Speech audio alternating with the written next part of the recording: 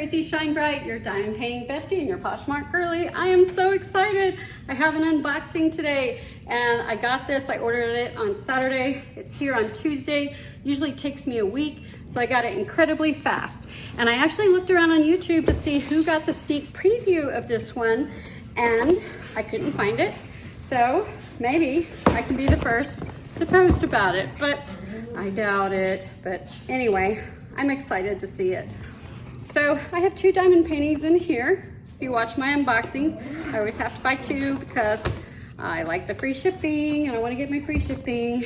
So you'll get to see the second one I bought. And for those of you who know, I have to list on Posh 5 diamond paintings as part of 2023's hashtag The Great Stash Down on Instagram, where you try to de-stash. So I definitely encourage you to not buy from me, buy direct from Diamond Art Club whenever you can, because they have better deals and they'll have their warranty.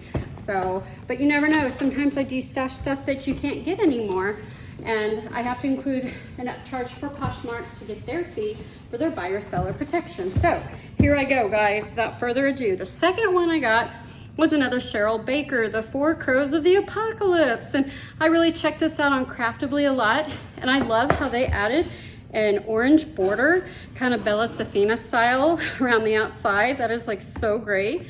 I'm not gonna unbox that right now. I am waiting for Cheryl Baker's Snowy Pumpkin that has a mouse roasting a marshmallow. I really, really want that. It's just my fave. It's one of those I'm just gonna drop probably whatever I'm doing. But this one is one that I bothered Diamond Art Club about probably for over 2 years. And it is the Agnes Guerrero. I should try to go look up all the emails I sent to licensing. I posted on the Diamond Art Club VIP page that this was one of my unicorns. And I try nowadays to get diamond paintings usually that I can display. Back to it. What is it? This is Agnes Guerrero's Natania's Wonderland. So check it out, guys.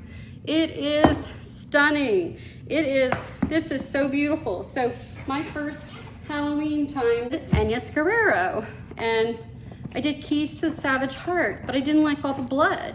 So I painted glow-in-the-dark paint over all the bloody water, and I then reapplied adhesive to it and tried to do glue drills out of water. And then I tried to clean up the blood splatter on her body and on the roses, and it really was an impossible task. I changed the color of her eyes to blue, although her brown eyes were beautiful. And this one I love, even though it's Natania's Wonderland, I think that it will work great for the Alice in Wonderland events. That's at the beginning of each year. And so, because it's definitely got all those Alice in Wonderland themes. Okay, got it all out of the box. So excited. Do you want to see me undo my toolkit? So these are the fancy packages with the toolkit. In case you don't know, you get your white boat. They do have a stopper on it, which is great if you need it or want to leave it out. I do kind of like white boats best. Just no matter what color the drill is, you can see it. I love that they're including patterned washi, because really if it's not foil washi, I tend to like to find patterned washi to put on the outside edges of my diamond painting that may show if I frame them. That's gorgeous. I love the cover minders that are the roses. You have tweezers. I don't use them a lot, but some people do. And then we have our diamond painting pen with a multi-placer and these little bags that are great to use at the end when I pack up my drills. There's another multi-placer. So I put them in a Ziploc bag together, so if something falls off, then I can fix it. Let's put this over here. So excited, you guys. I've been wanting this one for so many years. I mean, I don't know how far back my emails go, but wow, there's probably a lot. So check this out. So I made in this diamond painting journal, I made this the size of the Diamond Art Club stickers right there. That's the big one. And then this bar right here is for this small sticker. It's the same width. So it can be like an index tab between your projects. So I love it. You know, I'm excited about this. Anyway, I'd love to make one of those journals for Diamond Art Club, but then I would have to use or I want to use a licensed art piece that I have framed. I'm using framed diamond paintings on the front that are masters, so they aren't in the public domain. Okay, here we go, guys. Oh man, the ruffles are everything I hoped for. I love ruffles, and all the ruffles in this I just thought would translate in a gorgeous way, and let me tell you, they do. Look at her. She is gorgeous. We have 46 colors, and it looks like maybe 2 ABs on that. And that's the same as 55.8 by 69 centimeters. And she's just breathtaking. I'm gonna zoom in and give you a closer view of the canvas. And if you don't know, when you get these, you get a thank you for your purchase, and there's a code where you can always get 10% off if you remember to use it, which I didn't for a very long time. Anyhow, so this is a square diamond painting, and there's our stickers. These stickers are perfect. They fit on almost any size kit you want to use. Some companies, the stickers don't fit quite well, or don't even, worse, include any, and you have to make them. This book too, so these stickers are one of the reasons I made this book. It's because, look, I sized it and I made it the right size so I can put it right there. So it'll be a sticker book. But look, when I have kits that aren't Diamond Art Club, that's an old sticker from Diamond Art Club. I just put photos and they don't quite fit, so, you know. So, oh, so pretty. So, okay, what should we do first? What do you guys think? Do you want to look at the drills, or do you want to look at the canvas? Hang on.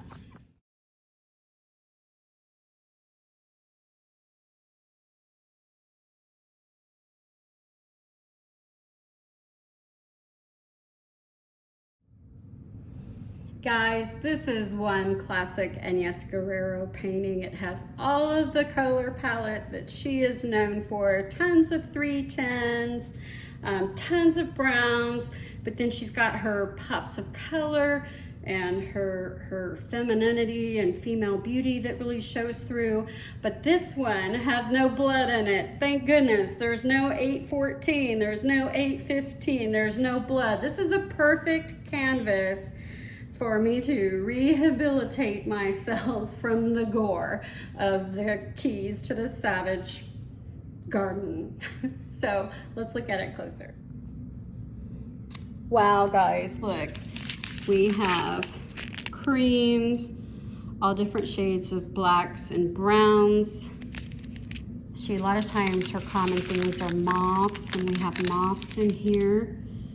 There's the green, and I do really love green. So I think the greens are gonna show up really well in the background with all of this. It's just gonna pop. The ruffles, you can see them right there. Oh, the ruffles are gonna pop big time. The ruffles are gonna be so awesome in this piece. I love it. And you know, it's goth looking, but without the macabre blood that Enyes can be known for so much. And I really went through a big search of her artwork as a whole, trying to find pieces of art where she used more color. And this wasn't one. There's one she has where she's used a lot of pink. There's just a tiny little trace of it here. But this one I loved. I love the imagery. I love the art. I still love the color palette. It's gonna blend into almost any room that has grays, blacks, or brown, which is common for flooring, for furniture, all of that. So if you wanna frame it, you can. It ought to match most anywhere. We have 1, 2, 3, 4, 5 bags of 310s. You know, when I did Keys to the Savage Heart, I did the entire painting in 310s. I did all the line art. I was obsessed with her line art, which is so great. And then after 310s, I did another darker color. So it was really cool. I put it on time lapse. If I can find it, maybe I'll add it here, post-production for you. It was just so cool. Look at all that. That's a lot of brown there. And then the gray, just beautiful. So here we have the AB 141. So we're gonna have white. And what do you want to bet? It's, yeah, see all those little dots everywhere? The little sprinkling white dots? Those are all going to be ABs in the whole thing. And then look at that. That's, gosh, 161. I almost got to take the camera out to look at it. But here, I think for the camera lens, it looks very green. But to my naked eye, it looks really green under the camera. See, I'm looking both ways. It's got a lot of gray in it that you can't tell. There's a lot of gray in this green. It's just a beautiful, beautiful shade. And that's gonna look great. So let's take a look at this canvas. Let me know if you have any questions below, or if you've done any of Enies Guerrero's diamond paintings before, or have any questions about her art. I really have an in-depth study, if you will, of her artwork and Keys to the Savage Heart, because not just because I diamond painted it pixel by pixel of all those colors, but also because I changed so much of it. I even changed the girl's face. I changed the structure of her face and to make her less sad and less alarmed looking. But check it. So that's gonna be a really easy, relaxing drill field. Easy to change out with a great result on that ruffled skirt. I love the ruffled skirt. See all those ABs that reflect around. And here we go. Here's the middle, the canvas. And you know, her brown hair, I love her brown hair. I love how she does brown hair. Keys to the Savage Heart, she had really straight. It was wet. She'd been in the bloody water, I guess. I mean, Leo, look at that, the flower in there. Beautiful face. And see, most of her girls do have brown eyes, I think. If you've seen an Enies Guerrero where her girl did not have brown eyes, let me know. Look at that. I guess it's a rabbit unicorn. I'm not sure. It's so cute. That white rose. Her roses, oh, her line art with her roses are fabulous.